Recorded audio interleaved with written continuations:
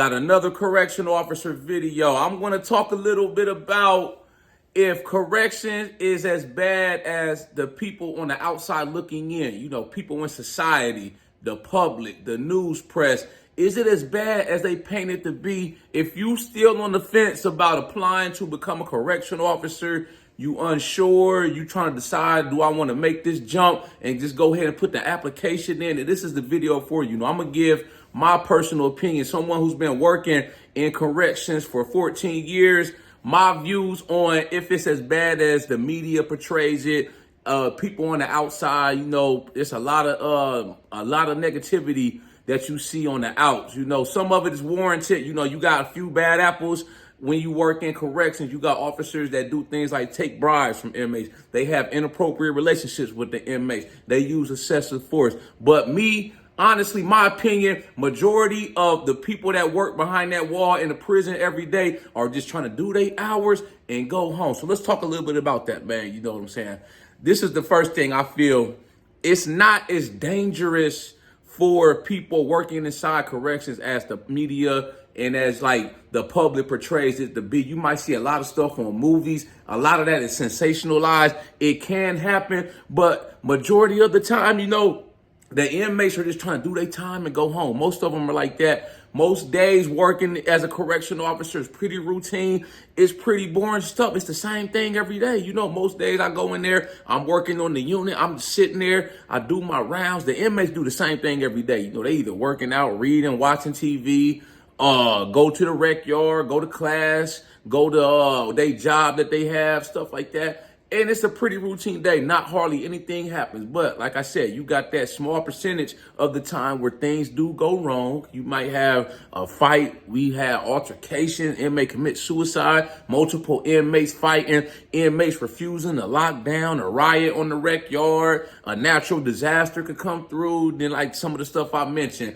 Excessive force. Inappropriate relationships. Sleeping with the inmates. Accepting bribes. Smuggling in contraband. So, all that type of stuff goes down, but it's a small majority of the time, man, in my opinion. This is the next thing. The pay and the benefits to me are top notch. I seen some comments in some of the other videos I posted, people saying, you work a lot of overtime just to make that money. Hey, it is what it is, man. It's not like I'm doing, me personally, I don't feel like I'm doing anything strenuous. Most of the time, like I said, as a correctional officer, you just sitting and you observing. Majority of the shift, you be sitting right there, man. Long as nothing don't go wrong, you do a round, go sit back down. Yeah, it's long hours, but hey, man, they not paying our bills.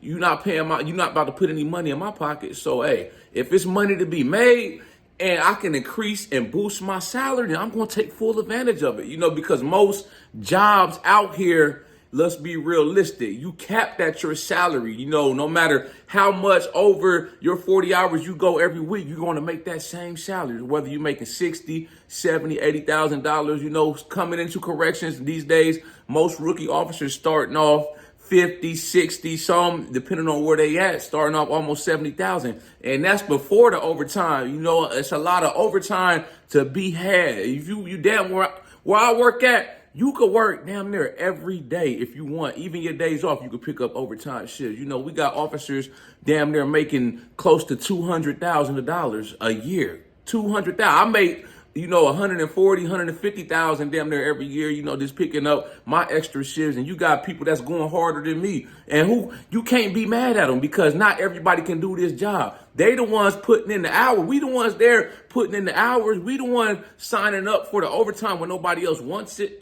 I'm not complaining or crying one bit, man. When I get my direct deposit every 2 weeks, my face light up, man. You feel me? I'm taking full advantage of it. I'm stacking bread. I'm able to put up way more money, pay stuff off. I bought me a house, got a couple cars, get to take vacations. The vacation, I space my vacations out throughout the year. So it's like I'm always taking a vacation every 2-3 months. So, they say you working yourself to death, you stress. I'm like, bro, for one, there ain't nothing hard about the work. Most of the time, you just be sitting there, and that's why I say in some of my other videos, it's easy to get complacent working in corrections because it's a lot of downtime. You just sitting there. I see where people get bored and they start to get complacent, man. But like I said, perfect job for me. You know, I'm not overworked. I'm not tired, stressed out. You know, like I said, I take my vacations, go out the country for a week, few times a year. I'm good. You feel me? This is another thing too, man. You will be surprised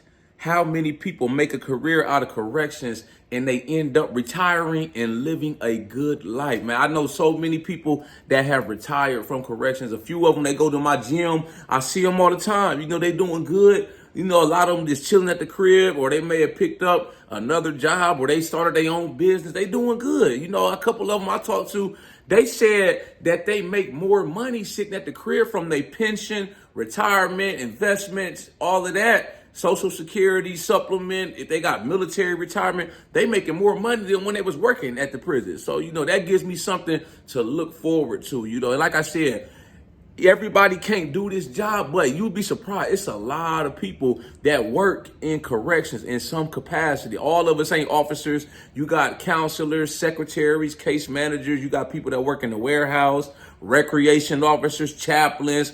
You got correctional supervisors all the way up to the wardens. You got people that work in the region. You got people that work and do jobs outside of the prison, you know, the halfway house. There's so many different roles that people play in the correctional system, man.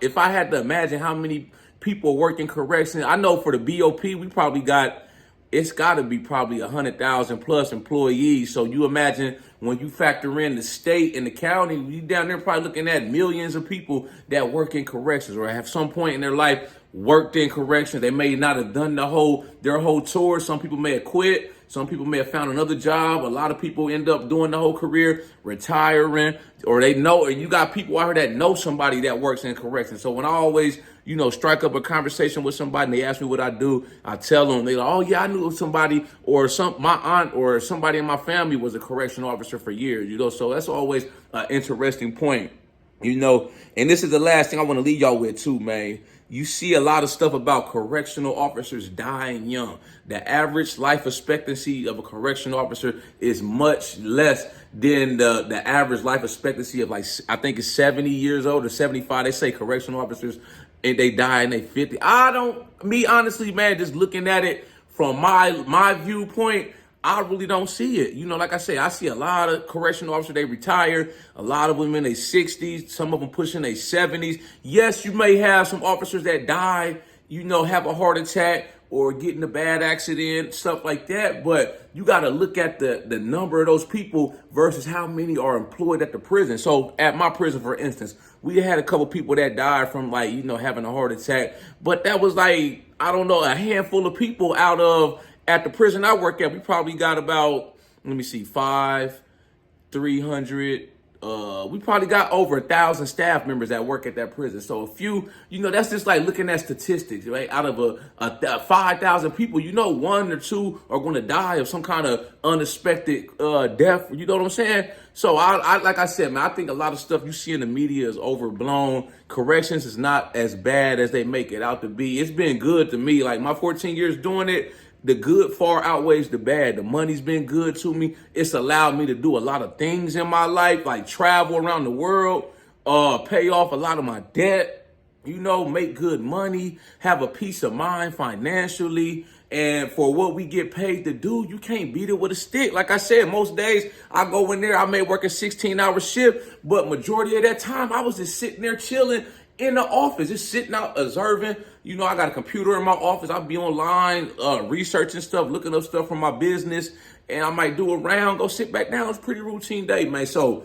if this video don't convince you to put that application in, I don't know what will, man. You know, like I said, I got probably over 130 videos all on one playlist, my correctional officer playlist. If you want to watch more videos, if I piqued your interest, you still curious about the job or unsure if you want to put the application in, check out some of my other videos. Go look at the comments too, man. The comments are worth their weight in gold. You see other people that, not only me just pushing this correctional officer agenda, trying to get people into corrections, trying to help people out that's going through the hiring process. You see other people that work in corrections now that have retired from corrections that leave comments on a lot of my videos, you know, dropping gems, nuggets of wisdom, how it's been going for them, how much money they make. So don't just take my word for it. Look at the other comments, man, from other people, man. They talking about, I got people all over the country, man, telling me what facility they've been working at, how long they've been doing it, how they like it. So, like I said, read the comments, man.